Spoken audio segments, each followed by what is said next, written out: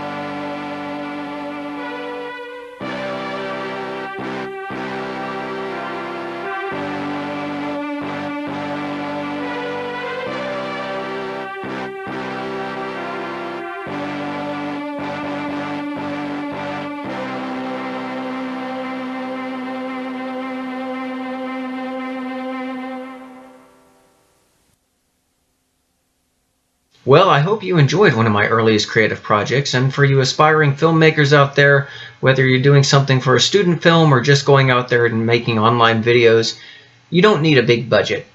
You just need some friends, a little bit of editing know-how, and have a good time with it.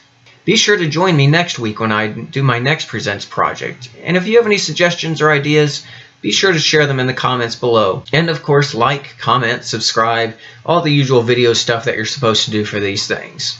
And thanks so much for checking out Sandwich the Motion Picture, and as always, it's all geek to us. Take care.